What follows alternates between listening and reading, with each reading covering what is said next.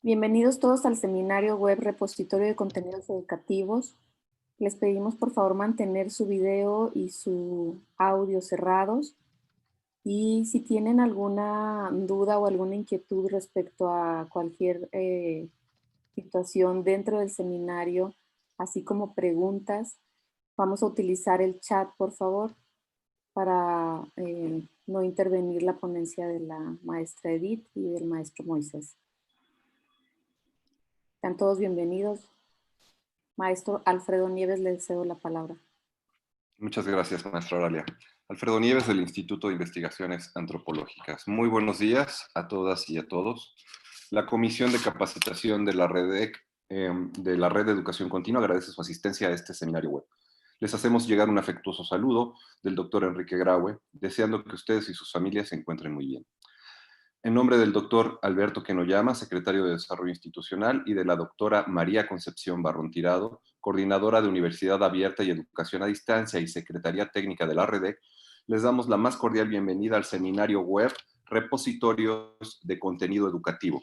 Este seminario fue estructurado por el equipo de la Coordinación de Universidad Abierta y Educación a Distancia.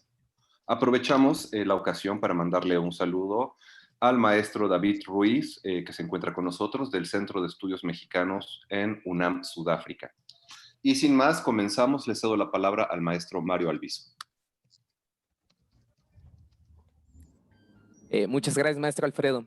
En primer lugar, quisiera agradecer a Edith Tapia y Moisés Freire por su disposición para ser ponentes en este seminario web. Me permitiré leerles brevemente sus semblanzas para que les conozcan. La maestra Edith Tapia Rangel es licenciada en Informática por la Universidad Nacional Autónoma de México, maestra en Educación y TIC por la Universidad Abierta de Cataluña y maestra en Entornos Virtuales de Aprendizaje por la Universidad de Panamá. Es docente de la licenciatura en Informática del Sistema de Universidad Abierta y Educación a Distancia de la Facultad de Contaduría y Administración de la UNAM y ha desarrollado asignaturas para la misma licenciatura. Asimismo, es subdirectora de proyectos de la Coordinación de Universidad Abierta y Educación a Distancia de la UNAM, donde coordina el desarrollo de proyectos de educación formal, de educación continua y de proyectos para la creación de recursos educativos abiertos, perdón. Moisés Freire Benítez es técnico académico de la UNAM con una antigüedad de 28 años y ha colaborado en dependencias como la Dirección de Tecnologías para la Información, la Dirección General de la Escuela Nacional Preparatoria, la Dirección General de Incorporación y Revalidación de Estudios y la Coordinación de Universidad Abierta y Educación a Distancia. En todas ellas ha colaborado en áreas de sistemas y educación. Actualmente es responsable de seguimiento de proyectos sobre recursos educativos abiertos de la Secretaría de Proyectos y Tecnologías para la Educación de la CUAED. Antes de iniciar, como ya se mencionó, les recordamos que pueden formular sus preguntas en el chat, las cuales haremos llegar a nuestros ponentes a la mitad de su presentación y hacia el final de la misma. Adelante, maestra. ¿Qué tal? Buenos días. Deseo que ustedes y sus familias se encuentren bien. Les voy a compartir la presentación para dar inicio. Por favor, cualquier duda la podemos colocar en el chat y más adelante resolveremos las que podamos. Entonces, damos inicio a nuestra plática de repositorios de contenido educativo. ¿Por qué es importante hablar de los repositorios de contenido educativo? Estamos en un momento, a ver, permítanme las comparto,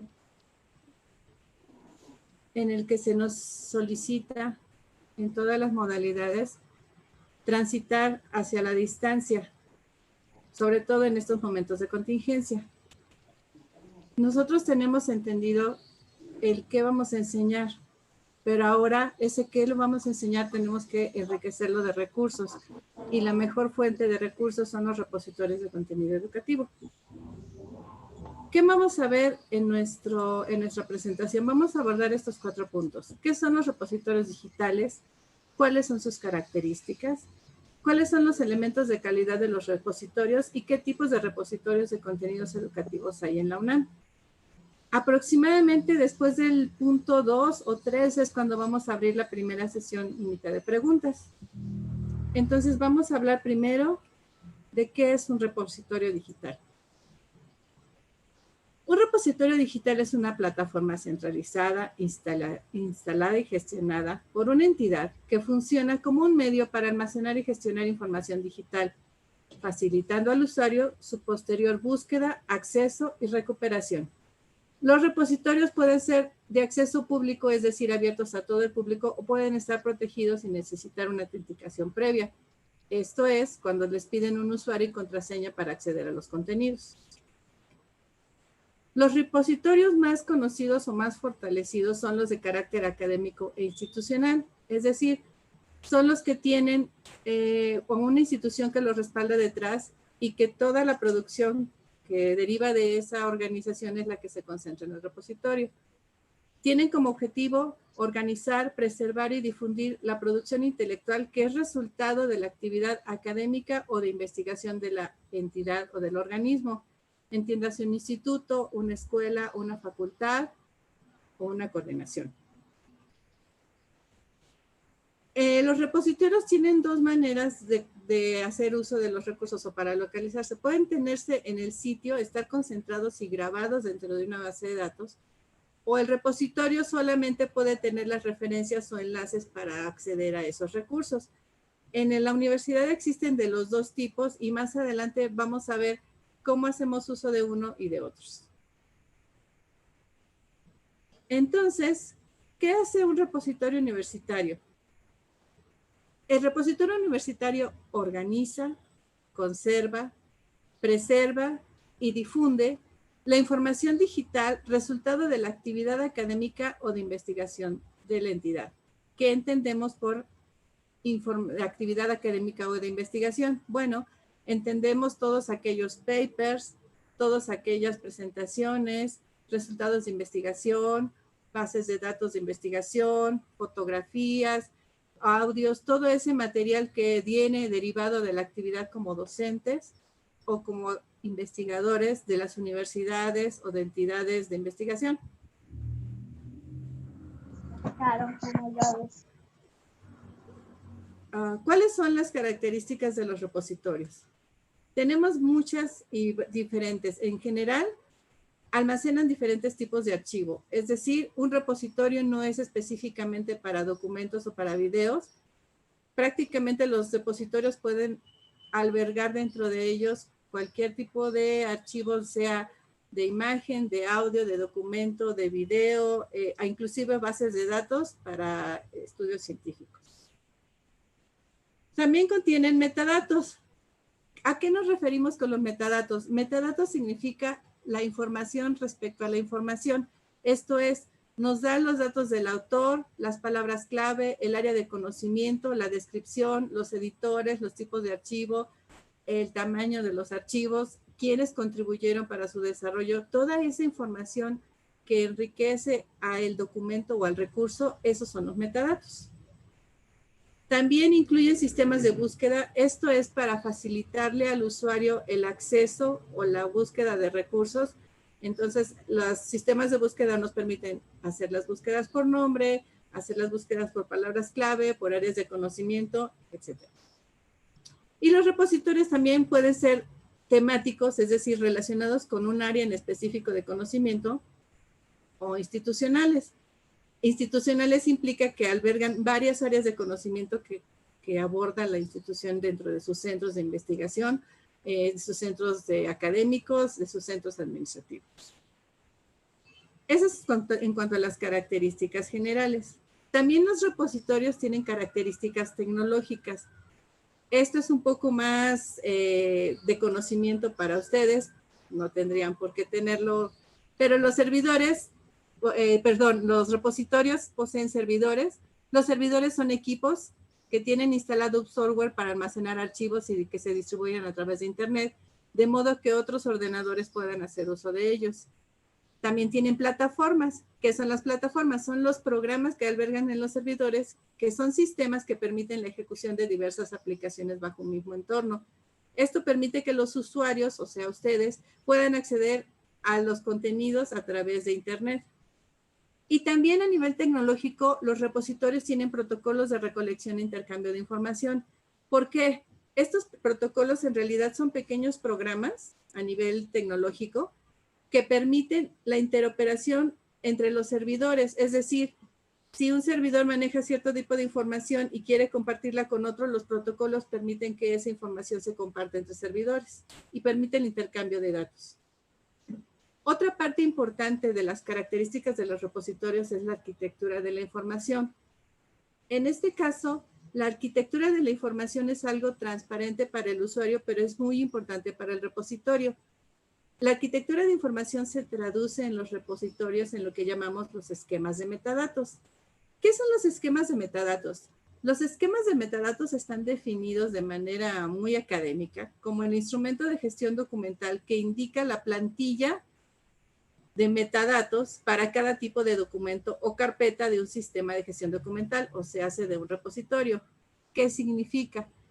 Si ustedes observan en la lámina, estamos hablando de nombre del recurso, de quién es el autor, de qué tipo de área de conocimiento pertenece, cuáles son las palabras clave, una breve descripción, quién es el editor o la entidad que participó o que promovió que se desarrollara ese recurso, quiénes contribuyeron a su desarrollo, en qué fecha se publicó, qué tipo de objeto y demás datos que son muy importantes para lograr después la interoperabilidad de datos entre repositorios e inclusive para las búsquedas.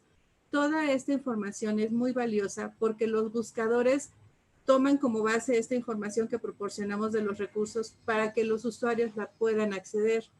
Entonces, cuando ustedes desarrollen o busquen un recurso, si lo logran encontrar claro y conciso respecto a lo que están buscando, es porque los metadatos que se proporcionaron del recurso son adecuados. La invitación aquí a ustedes como docentes es que cuando desarrollen recursos, pues proporciones toda esta información para que se suba en los catálogos completa y la gente los pueda encontrar y pueda saber lo que hicieron. También los repositorios tienen un marco de regulación normativa o jurídica. ¿Cuáles son las bases de esos marcos? Bueno, la primera tiene que ver con el acceso abierto. ¿A qué nos referimos con el acceso abierto? El acceso abierto tiene su origen en el movimiento de Open Access. Este movimiento tuvo como razón de ser el incremento de las publicaciones científicas en el mundo y el interés de varias de las entidades mundiales porque ese conocimiento fuera asequible no solo a los países desarrollados, sino también a la gente que vive en países menos desarrollados, de tal forma que el conocimiento ayudara a la gente de esos países a desarrollarse y a salir del subdesarrollo. Este movimiento se extendió no solo después a las publicaciones científicas, también se extendió a las publicaciones académicas, es decir, también se extendió a cursos, a audios, a recursos, a tesis, a bases de datos, de tal manera que la idea del movimiento Open Access, que es el origen de los repositorios, tiene que ver con hacer disponible o asequible el conocimiento a todo el mundo, para que todos puedan aprender y puedan desarrollarse. En el caso de la universidad, el acceso abierto está delimitado en los lineamientos generales para la política de acceso abierto de la Universidad Nacional Autónoma de México, que se publicó en septiembre de 2015. Dentro de las regulaciones también y a nivel nacional, aquí me van a decir los abogados que debí empezar por la nacional, pero bueno, están los derechos de autor. Los derechos de autor están expresados en la Ley Federal de Derechos de Autor y en su reglamento. Y estos son los que regulan el tipo de uso y de derechos que está dando el autor a su obra. Y también a partir de los derechos de autor se generan las licencias de uso. Las licencias de uso son documentos que expresan la voluntad del autor de una obra sobre los límites y alcances del uso que pueden hacer de la misma obra las personas. ¿Qué entendemos por obra? Un audio, un video, un documento, un curso, un recurso, etcétera. ¿Y qué es lo que permite la licencia de uso? Bueno, hacer una copia, una reproducción, modificación, traducción, adaptación, depende de qué es lo que está permitiendo el autor. Vamos a adentrarnos un poco en las licencias de uso. Las licencias de uso que se utilizan en el repositorio Reto de COAED y en el repositorio institucional de la UNAM son las de Creative Commons. ¿Por qué? porque las licencias Creative Commons proporcionan una materia fácil para administrar los términos de derechos de autor, y estos derechos o estas licencias se conectan de manera automática a las obras bajo determinados términos. Estas licencias permiten que las obras puedan ser compartidas y reutilizadas en términos que son flexibles y legables. Aunque en México todavía es cuestionado su uso, pues es lo que se utiliza por la facilidad para identificar claramente qué se puede hacer con la obra. Estos son los 6 tipos de licencias Creative Commons que están permitidas. La primera es la más abierta, porque lo único que indica es que para poder hacer uso de una obra se debe de dar la atribución al creador original. ¿Qué quiere decir esto? Es citar al creador o decir que esta obra fue tomada de fulanito de tal. Existen otras 5 combinaciones en las que están intercalados los iconos de uso no comercial, que no se permite, es decir, que tiene uno que atribuirle al autor la obra, pero aparte no puede usarse para uso comercial. Aquí permite que usar la obra sin modificaciones, es decir, no puedo generar obras derivadas. Aquí sí me permite generar obras derivadas de la original, pero siempre, si se fijan en todas, está atribuir al creador original. Y combinaciones de obra modificada, no comercial, obra modificada, sin modificar. Cuando vean recursos dentro del repositorio RETO o del repositorio institucional de la UNAM, van a ver este tipo de licencias y entonces sabrán qué se puede hacer o no se puede hacer con los recursos. Ahora bien, vamos a hablar de qué elementos de calidad podemos identificar dentro de los repositorios. Un repositorio es de calidad o es de mayor valor para el usuario si tiene apartado para búsqueda. ¿Qué significa esto? Que tiene una herramienta propia del repositorio o programada o compartida de otras herramientas de búsqueda de Internet que permite al usuario, a partir de ciertos datos, recuperar documentos que tengan relación con lo que se está solicitando, ya sea por autor, por palabras clave, por descripción. Entre más rica sea la búsqueda, mejor es el repositorio porque el usuario no le es difícil localizar un recurso. ¿Qué otra cualidad tiene que tener el repositorio para que sea de calidad? Bueno, debe de permitir compartir. Es importante que el repositorio tenga bien identificado de qué manera se van a compartir los recursos. Ya hablábamos de las licencias de uso. Bueno, todo ese tipo de especificaciones, entre mejor las tenga detalladas y publicadas el repositorio, es mejor, porque así el usuario sabe qué tipo de uso podrá hacer de los recursos que encuentra en el repositorio. A partir del compartir los recursos y de permitir su uso, deviene el otro elemento de calidad de los repositorios, que es el reuso. El reuso significa que cada recurso pueda ser utilizado de diferentes formas para diferentes propósitos y que tenga valor en muchas formas. Eso es reutilizarlo, utilizarlo en la práctica académica, en otra práctica de investigación. Esta calidad de reuso es a veces difícil de entender y difícil de comprender, pero la política tiende hacia que el conocimiento sea de acceso universal. Entonces, lo que generamos como actividad académica o de investigación debería ser la base para que los demás puedan partir de ahí.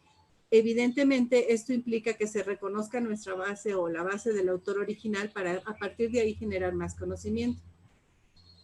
¿Qué otro elemento de calidad podemos ubicar en los repositorios? Bueno, este tiene que ver con la colaboración, es decir, que dentro del repositorio existan espacios de comunicación entre los usuarios a través de los cuales ellos puedan emitir comentarios respecto al uso o no uso que le dieron al recurso, respecto a qué les pareció, al valor que le dieron, a cómo ejercieron su práctica. Todos esos detalles de colaboración o de interacción social permiten que un repositorio dé un valor agregado al recurso, porque no solo lo está poniendo a disponibilidad de las personas, también está dando información adicional respecto a su uso y al respecto a si fue exitoso o no y en qué contextos lo fue.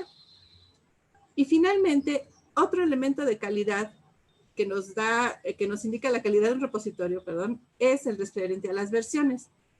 Como todos sabemos, somos muy perfeccionistas y dados a mejorar lo que hacemos. Entonces, si en un repositorio es posible colocar de un recurso educativo las 3 versiones que hemos hecho porque se tuvo que actualizar o porque nos pareció mejor desarrollar el contenido, presentarlo de otra manera o definir otra actividad, si en un repositorio se pueden ubicar varias versiones, es mucho mejor porque eso le da al usuario una opción de utilizar alguna u otra versión o de reconocer el crecimiento del recurso en sí mismo. Maestro Mario, creo que hasta aquí podríamos ver si hay alguna duda. ¿Hay alguna duda, maestro? De momento no ha habido preguntas en el chat ni en YouTube, me parece. Entonces, si gusta, podemos continuar y vamos guardando las dudas que vayan surgiendo en el chat. Perfecto, gracias, maestro. Bueno, entonces, ¿cómo vamos a saber? Esta parte es muy importante y tiene que ver más con el uso de los recursos que nos encontramos en los repositorios.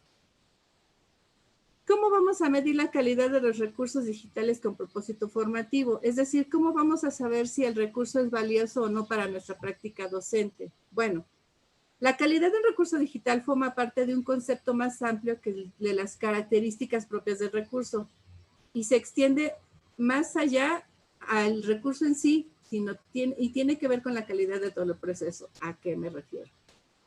Cuando uno está por diseñar una actividad de formación o una clase, lo primero que tiene que tener uno en claro y en mente es qué es lo que voy a enseñar. El qué es lo que voy a enseñar le dará sentido a cómo lo voy a enseñar y a después cómo lo voy a evaluar y cómo calificar. Es un proceso más complejo y evidentemente es momento de otra charla que habrá más adelante, pero lo que sí les puedo decir es que cómo lo voy a enseñar tiene que ver con los recursos. Cuando yo defino qué voy a enseñar, cuando yo defino qué voy a enseñar, tengo que saber si cuento con recursos propios. Si ya tengo diapositivas, si ya tengo lecturas hechas por mí, cualquier detalle. Si no las tengo, entonces hago uso de herramientas de terceros o de instrumentos de terceros, que en este caso son los recursos de los repositorios. Estos recursos de los repositorios, ¿en qué medida son de calidad para mi proceso de aprendizaje? En la medida en que sean congruentes con el objetivo de aprendizaje y con las actividades de aprendizaje que deseo. Esas actividades más el contenido deben de lograr un resultado que es el logro de los objetivos de aprendizaje. Por eso, el proceso de calidad de los recursos depende del contexto en que están utilizados, de las actividades que se definan y del objetivo de aprendizaje que se define. Por lo tanto, ¿qué es lo que le importa al usuario cuando usa un repositorio? El valor de los recursos preservados. ¿En razón de qué está ese valor? En razón de lo que yo define en mi actividad docente, en razón de mi objetivo y de mis actividades de aprendizaje. ¿Qué más le importa al usuario cuando usa un repositorio? Bueno, que sea fácil la búsqueda, el acceso y recuperación de materiales digitales. ¿Qué más es importante para el usuario en los repositorios? Pues que existan herramientas de apoyo, que claramente le indique cómo hacer uso del recurso, si tiene que insertarlo en la URL, si lo pueden beber, qué tamaño tiene, de qué tipo es. Todas esas características le permiten al usuario saber si el recurso es válido para su práctica o no. ¿Qué podemos encontrar entonces en los repositorios que sea valioso para nuestros cursos o para la formación que pretendemos dar? Bueno, en los repositorios podemos encontrar cursos, documentos, videos, audios, imágenes, unidades temáticas, documentos de investigación, bases de datos. Toda esa información podemos encontrarla en los repositorios tanto de nuestra universidad como de otras universidades, tanto en México como en el extranjero. Y ahora sí, vamos a pasar al tema más importante, que es aprovechar los repositorios que existen en la universidad. ¿Qué tipos de repositorios hay en la universidad? Bueno, la universidad, en cumplimiento con sus fines sustantivos, ha implementado diversas iniciativas para la consulta y distribución libre y gratuita de contenidos académicos, científicos, humanísticos y culturales empleando medios digitales. Muchos de nosotros hemos podido acceder en estos días de contingencia que hemos tenido que trabajar desde casa o hacer trabajar desde casa a nuestros alumnos, de acceso a portales, acceso a repositorios, de cultura, de videos, de documentos. Ha sido más necesario tenerlos a la mano y hoy vamos a ver varios de ellos. ¿Cuál es el más importante o el primer repositorio, el que conjuga todos los repositorios de la UNAM? La iniciativa más importante en este caso es el repositorio institucional. El repositorio institucional se creó en nuestra entidad y está a cargo de la Dirección General de Repositorios Universitarios y está contemplado como el principal punto de consulta en línea de los contenidos digitales en acceso abierto producidos o resguardados por la universidad. Esta iniciativa tiene por objeto concentrar todos los recursos de la universidad. Para lograrlo, ¿recuerdan que hablamos a nivel tecnológico de protocolos de intercambio de información? Bueno, todos los repositorios que existen en la universidad tendrían que estar alineados en esos protocolos y en la información. Ese es un esfuerzo titánico que se está haciendo y por el momento el repositorio ha logrado conjuntar los recursos de estas entidades, de la Biblioteca Nacional Digital de México, de la Hemeroteca Nacional Digital de México, del Portal de Datos Abiertos UNAM, Colecciones Universitarias, del repositorio de la Dirección General de Biblioteca de Tesis UNAM, de las revistas UNAM y del repositorio UNAM Reto de la CUED. Estos repositorios existen por sí de manera individual, pero el repositorio institucional concentra la información catalogada en cada uno de ellos. No significa que el repositorio institucional lo tenga guardado dentro de sus bases de datos, sino que se acuerdan que los repositorios podrían tener la información guardada ahí o referenciarla. En este caso, el repositorio institucional referencia a todos estos repositorios, a su vez, y ahí concentra la información para que puedan estar desde un solo lugar accesible a la comunidad. La Biblioteca Nacional Digital de México es donde se concentra la publicación de todo el país y lo que está a nivel digital se encuentra en este lugar. Hay documentos muy antiguos, muy valiosos, hay documentos de todo tipo. La Hemeroteca Nacional Digital pues tiene documentos digitales de información hemerográfica, es decir, publicaciones periódicas. El portal de datos abiertos, que fue uno de los primeros intentos de coleccionar información, tiene imágenes y referencias de información científica en varias áreas. Tesis UNAM es el concentrado de todas las tesis que existen en la universidad. Muchas de ellas no tengo el dato de a partir de qué año se piden digitalizadas, y se piden digitalizadas justo para subirlas al repositorio. Las tesis anteriores que son solicitadas en consulta y que no están digitalizadas, la biblioteca las digitaliza para poderlas subir al portal. Revistas UNAM es el portal de revistas académicas y arbitradas de la universidad. Es muy interesante y tiene información de vanguardia. Y UNAM Reto concentra los recursos educativos de acceso abierto generados con apoyo de instituciones académicas del UNAM, la CUED y otras entidades. Entonces, este es el repositorio institucional. Me voy a regresar a la lámina para que vean su liga. Si no la toman nota, no se preocupen. El maestro Moisés nos va a hacer favor de colocar en el chat todos los enlaces que se están viendo ahorita. ¿Qué otro portal de repositorios tenemos importante de la universidad y al que pueden referirse? Bueno, hay uno muy especial que es la Red Universitaria de Aprendizaje, que es una plataforma que permite a la comunidad universitaria acceder de forma amigable a un acervo de contenido educativo en línea, tanto de bachillerato y licenciatura, para mejorar su visibilidad y acceso. Este portal en específico ya tiene los contenidos de bachillerato por asignatura y de licenciatura por asignatura. Desafortunadamente no se encuentra para todas las licenciaturas, pero es una buena fuente de información y está organizado de manera que presentan ya lecciones o contenidos listos para trabajarse.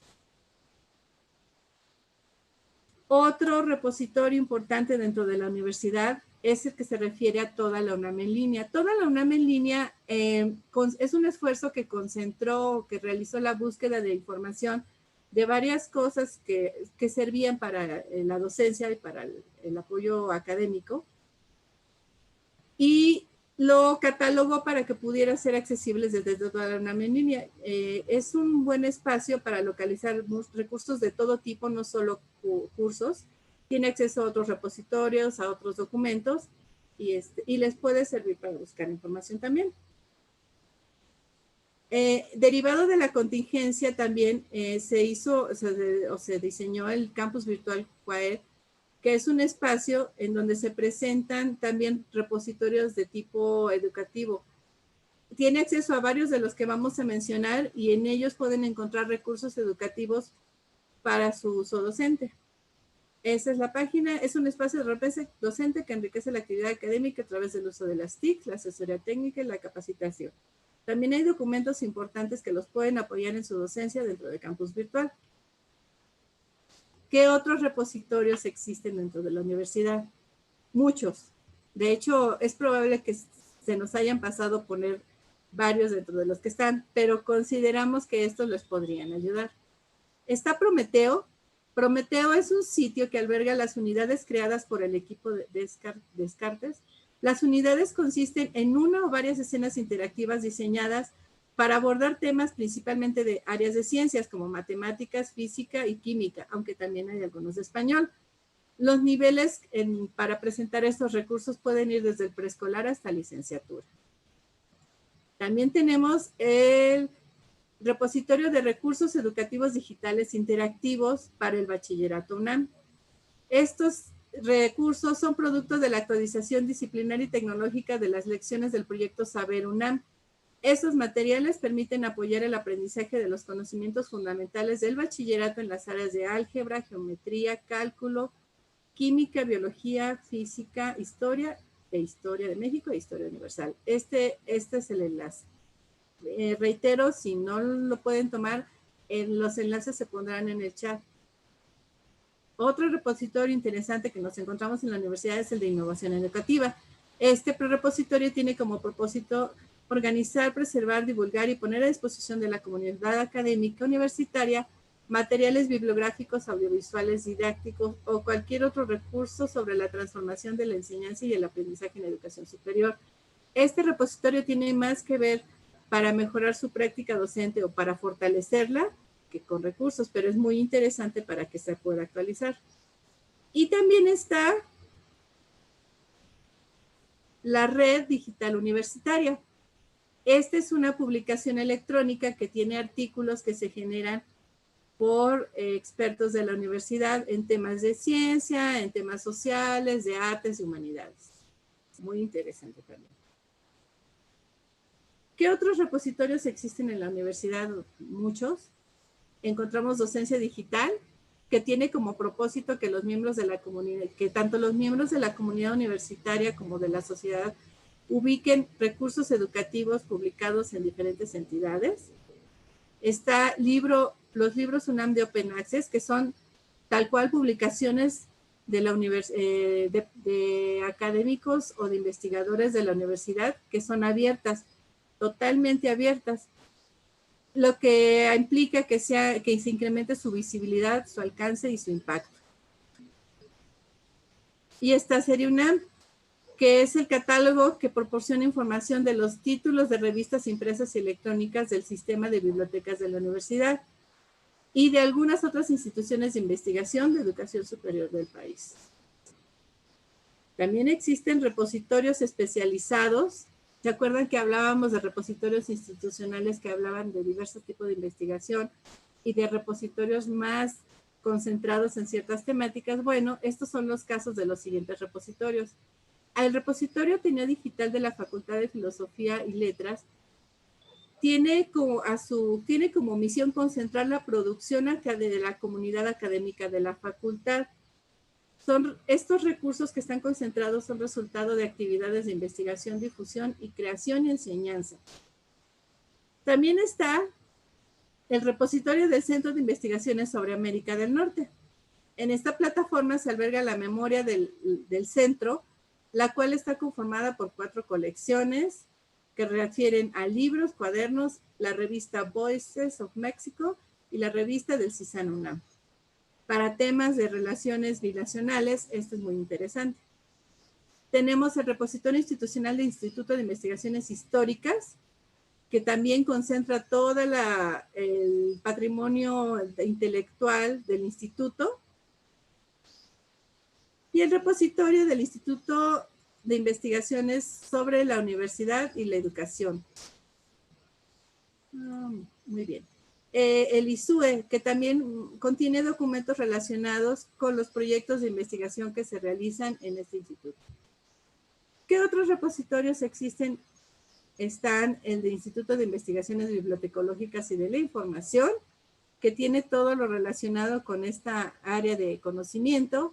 El repositorio universitario de investigaciones antropológicas, que proporciona un servicio de búsqueda relacionado con las ciencias antropológicas, y el repositorio Leopoldo Sea, que tiene que ver con las investigaciones del Centro de Investigaciones sobre América Latina y el Caribe.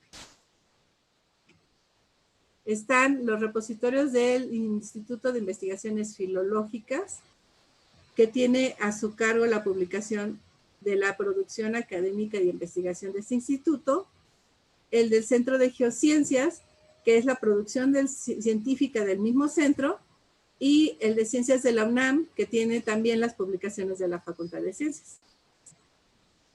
Estos son los enlaces a los repositorios que nuestro compañero, el maestro Moisés, va a compartirles a ustedes en el chat. Y bueno, después de haber visto lo que son los repositorios, sus características, cómo medir la calidad, cómo buscar los recursos y cuáles son algunos de los repositorios que existen en la universidad, vamos a concluir. ¿Qué son los repositorios? Pues son las plataformas centralizadas y gestionadas por una entidad que funcionan como un medio para almacenar, gestionar información digital, facilitando al usuario su búsqueda, acceso y recuperación. ¿Qué es lo más importante para nosotros como usuarios? La búsqueda, el acceso y la recuperación. ¿Cuáles son las características de los repositorios? Almacenan diferentes tipos de archivos, contienen metadatos, incluyen sistemas de búsqueda y son temáticos o institucionales.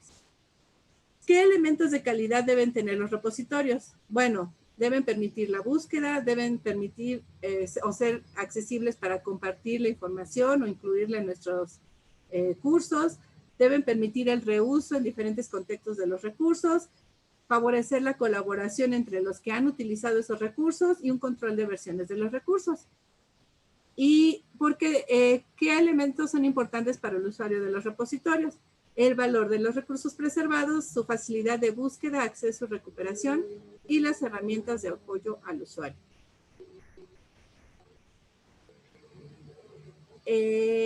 Hasta aquí dejamos la plática y maestro Mario, ¿hay alguna duda? Sí, de hecho ya hay varios comentarios, los estuve clasificando un poquito. Una de las preguntas que hicieron o uno de los cuestionamientos que hicieron fue sobre el tema de las tesis, en específico de la digitalización. Entonces hay 2 preguntas, una de María Pilar Reyes y otra de Omar Rangel. La primera es que para digitalizar esas tesis, ¿qué requisitos se solicitan? Y la segunda es si tiene algún costo, la de Omar Rangel dice que si tiene un costo para las dependencias de la UNAM el proceso de digitalización y los lineamientos y requisitos de este servicio si están publicados en algún sitio. Ok, todos los egresados, no tengo el dato a partir de qué año, no todos los egresados, toda la gente que se titula por tesis en licenciatura o posgrado en la universidad, tiene la obligación de dar, antes tenía la obligación de dar un ejemplar impreso a la biblioteca de la UNAM. Actualmente ya no dan un ejemplar impreso, dan un ejemplar digital, justo porque ese ejemplar digital es el que se sube a Tesis UNAM para consulta de cualquier persona. Ahora, ¿qué pasa con las tesis de la gente que como yo está en papel y no está en digital, que tienen muchos años? Cuando alguna persona en TESIUNAM solicita la consulta de esa tesis, lo que hacen en las bibliotecas nacionales es localizar la tesis en físico, digitalizarla y subirla al catálogo de manera digital. Pero eso es solo a petición de algún usuario que quiera revisar esa tesis. No lo han hecho con todas todavía, porque evidentemente la digitalización de un documento impreso pues es un esfuerzo que lleva tiempo y requiere gente y que se esté tocando el documento y el escáner y subirlo. No es tan común porque además se entiende que el conocimiento, bueno, no, en áreas tecnológicas las tesis anteriores pueden estar ya obsoletas, pero en términos de humanísticos y culturales entiendo que no. Entonces, con que se solicite la tesis, la biblioteca digital les dirá que se va a digitalizar y en qué tiempo se podrá. ¿Sí contesté, maestro? Sí, muchas gracias. Bueno, a ver, vamos a pasar, si gusta, a otro tema. Sí. Igual hubo varias personas, Tobías, Eudonají y María del Pilar, que preguntan más que nada sobre el tema del acceso, si hay que ser comunidad UNAM o si es para todo el público el acceso a estos repositorios. Prácticamente todos los repositorios de la universidad tienen acceso abierto. El detalle es en revisar en los términos de condiciones el uso de esos recursos del repositorio. Los que ahorita se encuentran, por ejemplo, les puedo decir de reto porque es el que controlamos nosotros, están para que se cite, no se permite el uso comercial y no se permite modificar. Todas esas condiciones son las que hay que validar. Si hubiera la duda sobre algún recurso, se puede escribir a cada entidad para preguntarle cómo es que se puede hacer uso del recurso. Pero la búsqueda de los recursos es abierta. Gracias.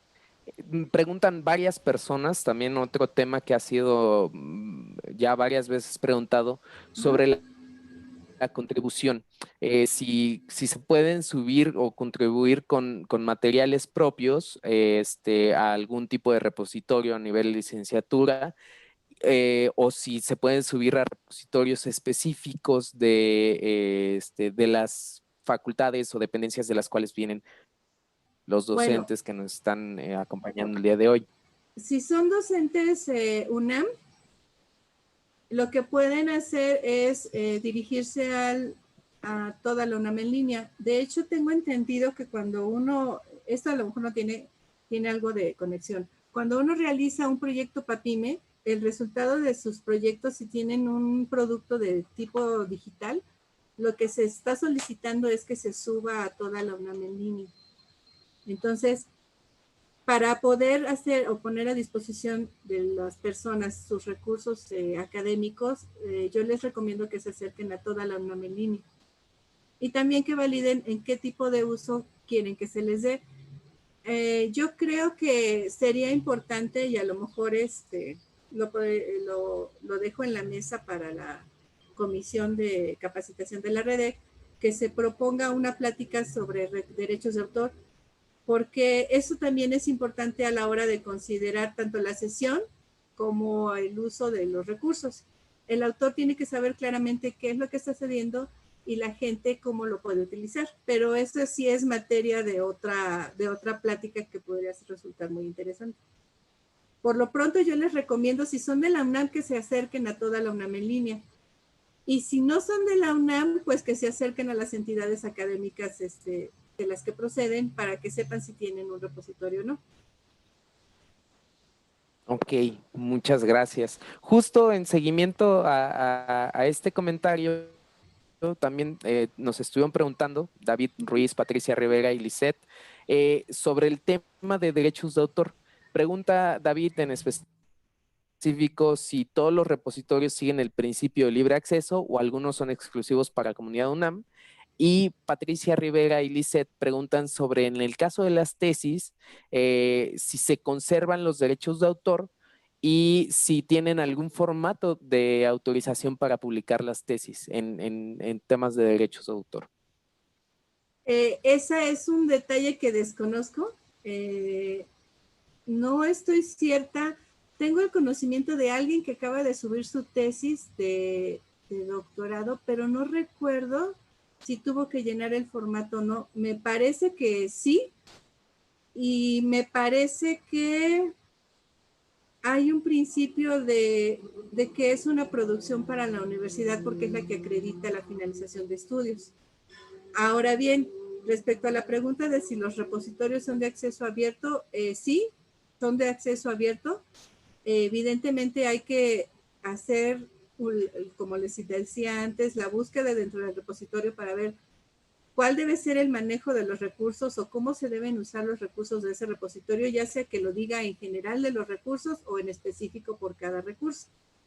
Si es específico en cada recurso es mucho mejor, porque de esa manera ya podemos decidir de qué manera usarlo y cómo usarlo.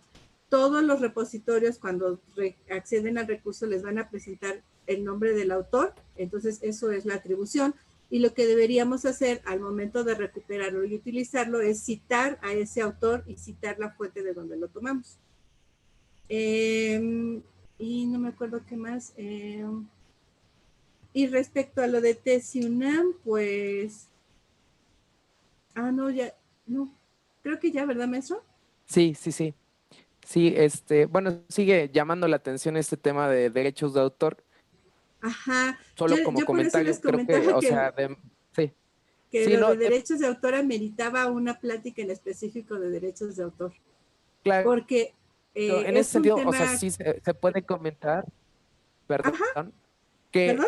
o sea, sí se puede comentar que en tema de derechos de autor existen dos derechos siempre, el derecho moral y el derecho patrimonial. El derecho moral es la autoría, el que se reconozca la autoría, y ese es irrenunciable. Así Entonces, es. justo las licencias Creative Commons, ahí sí se especifica que siempre se debe de dar la atribución. El que Así está es. más en cuestión es el de si se está lucrando o no, si se debe de pagar o no por el uso del material, ¿no? Así es, aunque en la universidad estamos en el entendido de que cuando realizamos documentos de tipo de académico de investigación bajo el entendimiento de que es una investigación como parte de ser miembros de la universidad, entonces la universidad es la que posee el derecho patrimonial de las obras que creamos como parte de la universidad. Claro, claro. ¿Tienen algunas preguntas en específico ya más del funcionamiento de los repositorios? Si gusta, aquí sí me voy a ir de una en una porque no Sí, están tan agrupadas. Dolores Martínez nos pregunta, ¿qué tipo de especialistas son los que hacen la clasificación de los materiales de los repositorios? esa es una excelente pregunta. Normalmente, al inicio, sí había una cierta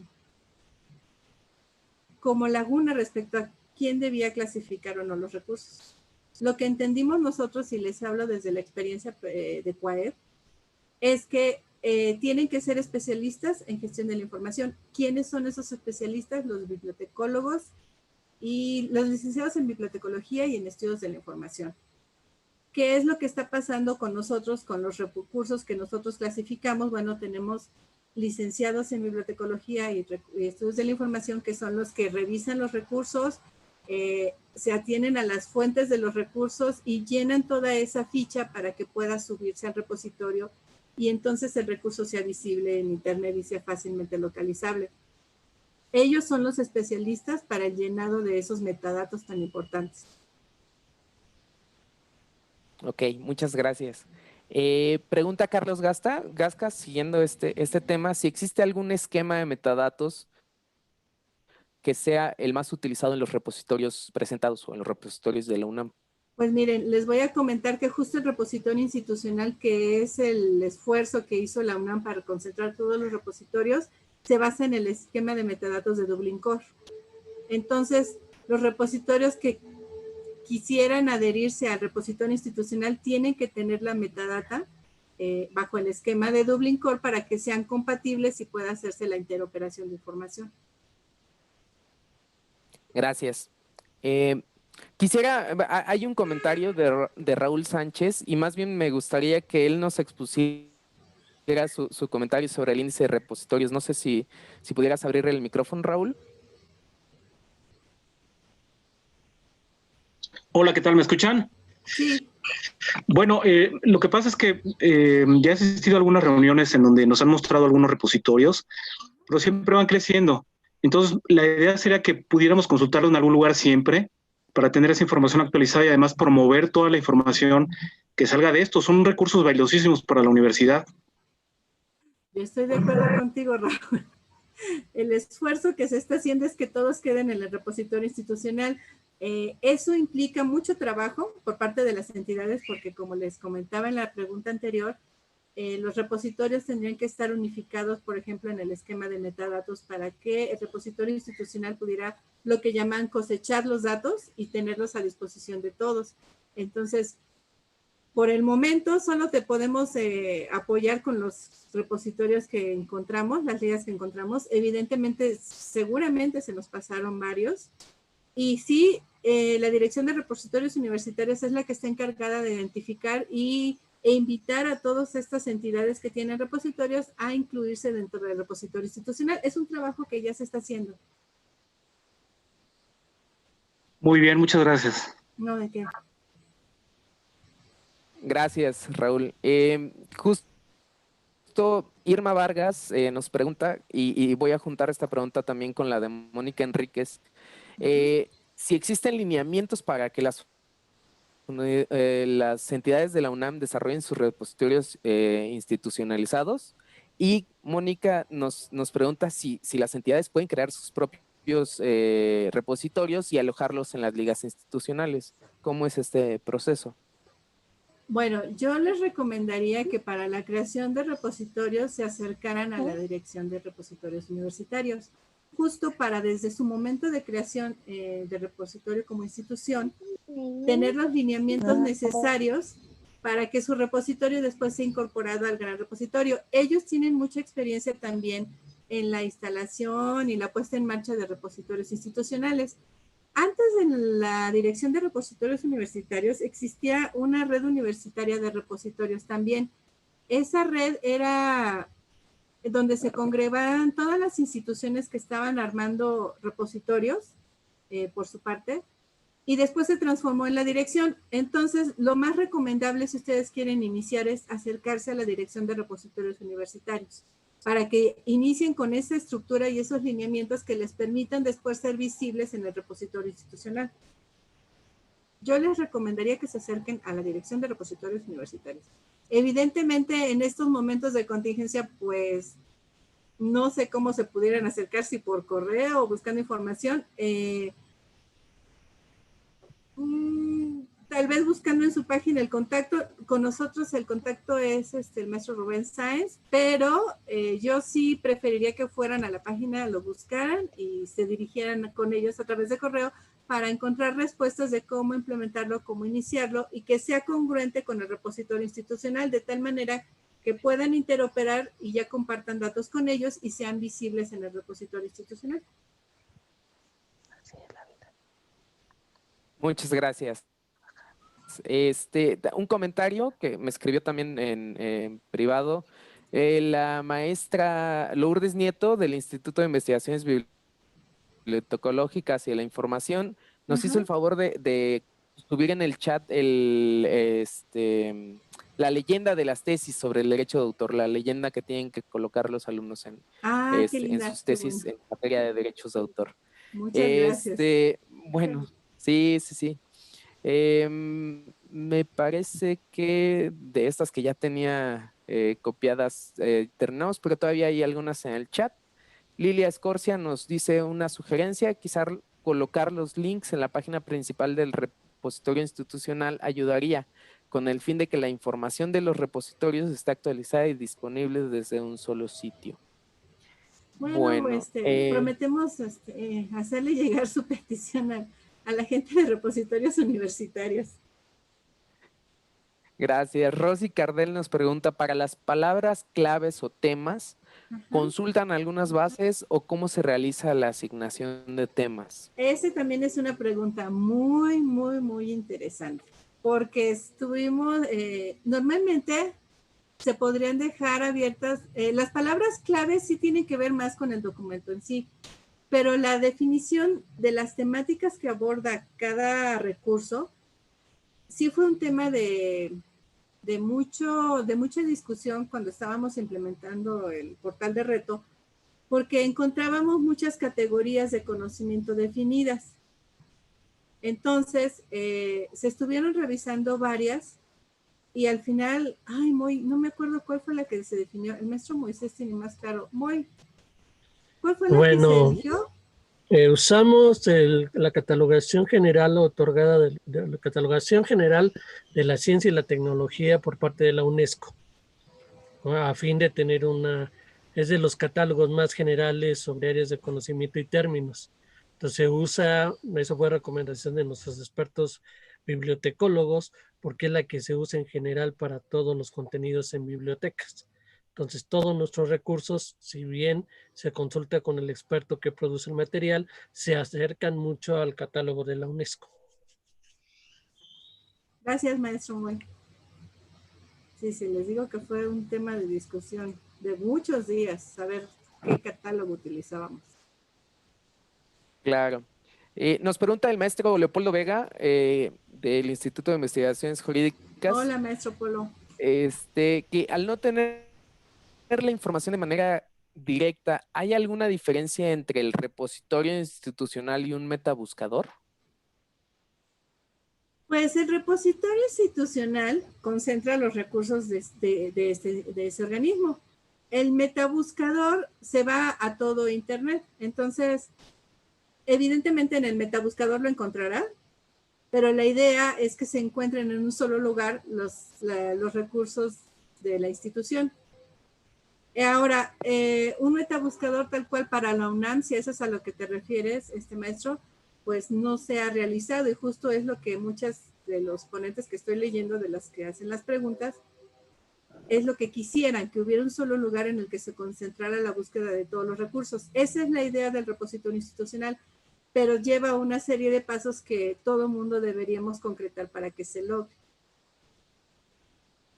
De todos modos, si tú lanzas las búsquedas por internet en metabuscadores, vas a encontrar los recursos, pero encuentras los recursos mezclados con recursos de otras instituciones o recursos que hay en la red de múltiples instancias. Entonces, sí sería interesante lograrlo así, pero en eso es en lo que se está trabajando.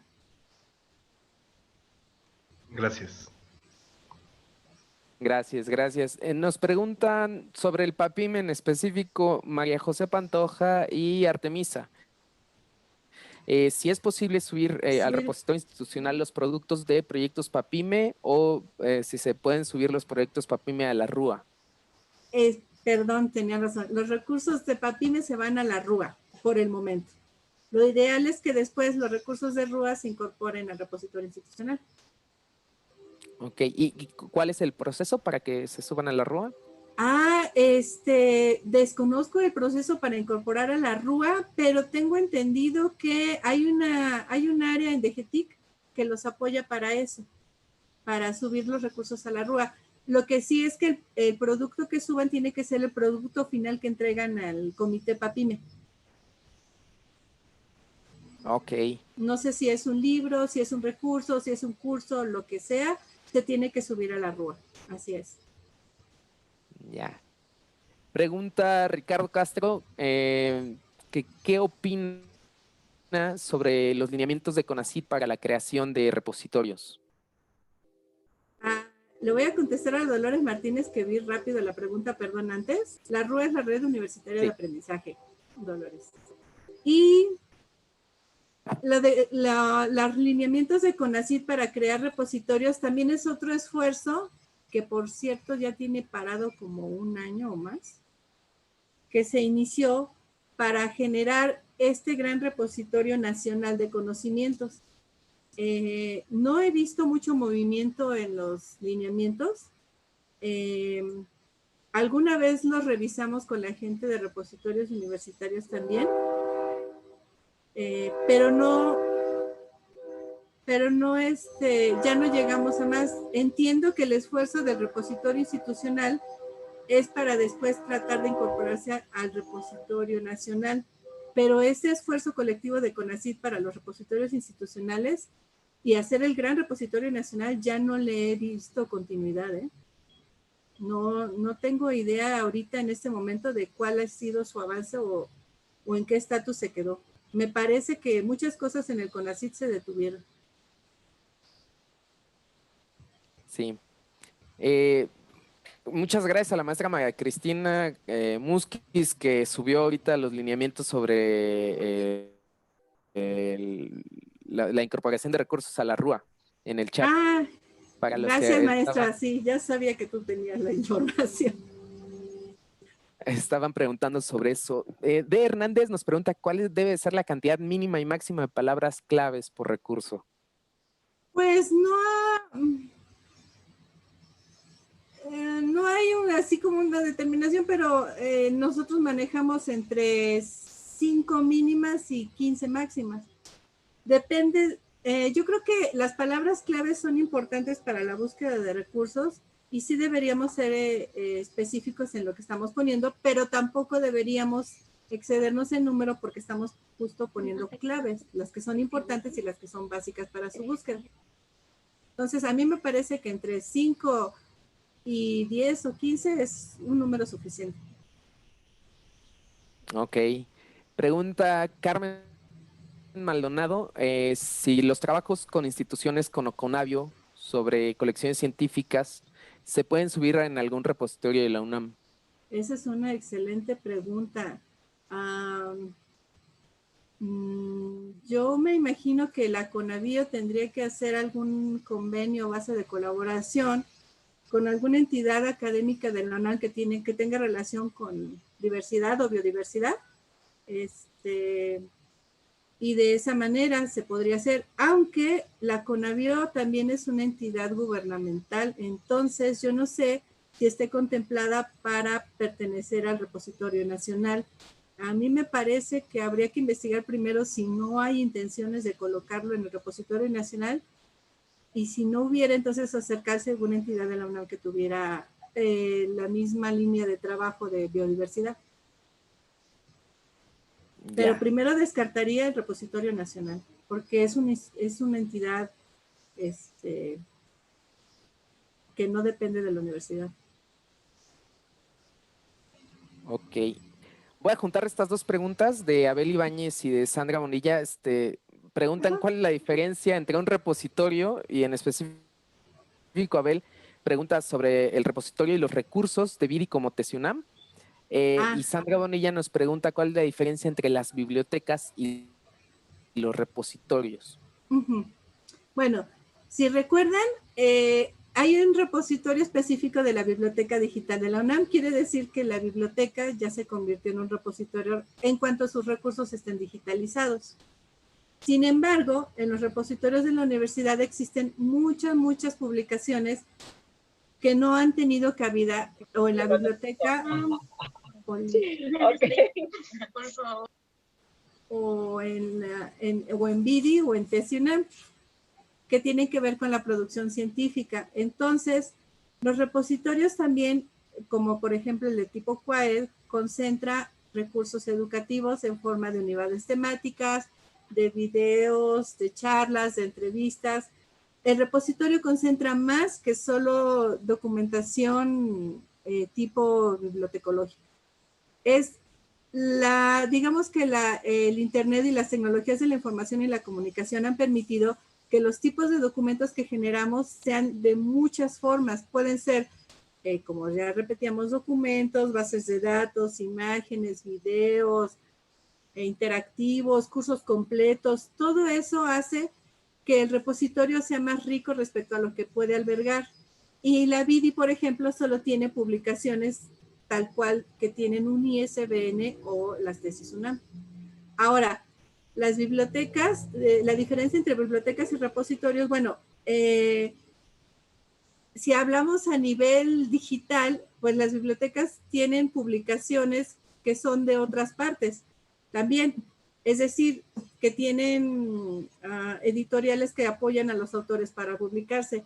Y normalmente los repositorios son publicaciones que emergen de la propia universidad, que no son de terceros también. Y Y ya, ¿verdad? Ya no vi otra pregunta en el chat. Hay una que yo creo que más bien sí es igual para, como tú decías, para otra plática. Pregunta a Carlos López si para los cursos de los ponentes de educación continua se considera que el derecho de autor es de la UNAM. Ay, maestro López, esa es una excelente pregunta, no lo sé. Sobre todo los casos de los cursos de educación continua, depende de en qué condiciones el autor o el ponente se contrata, por así decirlo, se contrata con el programa de educación continua y en qué condiciones hace la sesión o no sesión de sus materiales.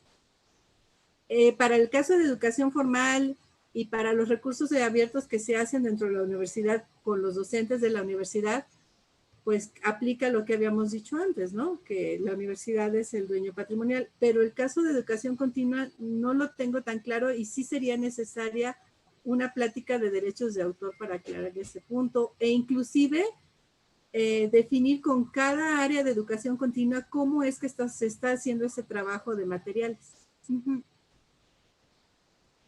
Sí. Uh-huh. Acaba de llegar una pregunta más de Fabiola.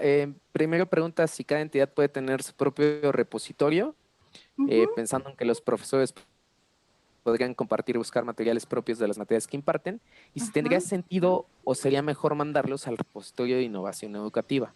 Si tendría sentido tener claro, el repositorio propio. Yo considero que, miren, a nivel tecnológico y a nivel gestión, tener un repositorio sí es considerar varias cosas en recursos económicos, porque tiene que ver con los servidores, con las plataformas y con la gente que es necesaria para mantener actualizado ese repositorio. Entonces, no solo es tener el repositorio per se, sino también implica varios gastos por parte de la entidad. Entonces, si no estamos cubiertos en esos gastos, lo más recomendable es irnos a repositorios establecidos y fortalecidos, como el repositorio de innovación educativa, o la RUA, o toda la UNAM.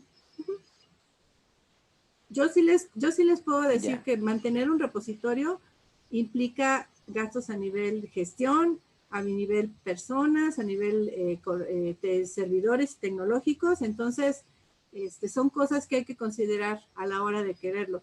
Si bien mucho del software para instalarlos es de acceso abierto, pues requiere también especialistas que lo sepan instalar, mantener y gestionar. Y después para subir materiales requiere de especialistas que puedan catalogarlo y lo puedan subir. Entonces, sí son varias cosas que hay que contemplar antes de tener un repositorio propio. Claro. En ese sentido, y yo creo que con esto ya cerraríamos, pregunta Carlos Gasca y Víctor Hernández, pregunta si recomienda software software libre o open source para la creación de repositorios o qué software es recomendable. Pues sí, generalmente es el que usamos en la universidad porque por la poca disponibilidad de recursos económicos que tiene la universidad. Sin embargo, recuerden que el software libre pues también tiene detalles, hay que estarlo actualizando constantemente, no está muy documentado, entonces es un pro y es un contra. Tienes que tener también gente que domine ese software libre o que tenga conocimientos de cómo utilizarlo. Y sí, prácticamente en la universidad usamos software libre para eso. Ya. Pues ha sido, la verdad es que un seminario con una información, la verdad, que se presentó de manera muy clara. Al inicio había muy pocas dudas por tanta claridad que tenía, y además la importancia de conocer estos recursos que nos brinda la UNAM pues es fantástica y bueno, me gustaría pasar la palabra a Mari Carmen Hernández para que nos ayude con el cierre de la sesión, pero muchísimas gracias, maestra Edith y Moisés por esta fantástica plática que hemos tenido. Mari Carmen. Muchas gracias a ustedes. Pues muchas gracias a todos, muchísimas gracias a la ponente maestra Edith Tapia y maestro Moisés Freire, que también estuvo apoyándonos por ahí también en el chat y en YouTube, en los comentarios que ustedes estaban haciendo y en el envío de las ligas de la información. Pues muchas gracias a todos por su asistencia. Ya se ha mandado por el chat la liga del formulario para quienes necesitan la constancia. Y también este video está ahorita siendo transmitido por el canal de YouTube de REDEC y también va a quedar ya completamente editado a través de este canal también, por si ustedes quisieran consultarlo posteriormente. Pues no me resta más que agradecerles a todos y invitarlos a el próximo webinar que será el día viernes. Igual que con los webinars anteriores, les pedimos que tengan un poquito de paciencia nada más para que podamos hacerles ya la invitación formal, pero les estaremos compartiendo por los canales que generalmente hemos estado compartiendo los demás, lo que es el formulario para la inscripción de este webinar del viernes. Pues sin más, ya nada más quisiera pedirles entonces al equipo del staff si pueden permanecer conectados para hacer una pequeña reunioncita, y a los demás les agradezco muchísimo su atención. Sí, les recordamos a todos los asistentes que únicamente estará abierta 30 minutos la plataforma para solicitar la constancia, para que llenen su formulario, por favor. Muchas gracias.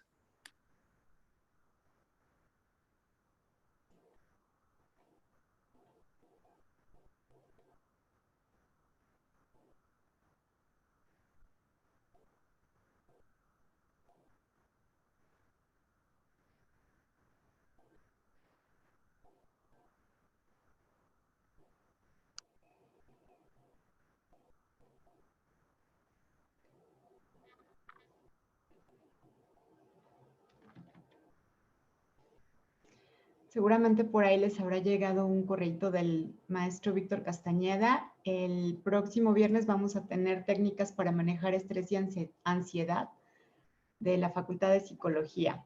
Va a ser el viernes 5 de junio a las 8 de la mañana.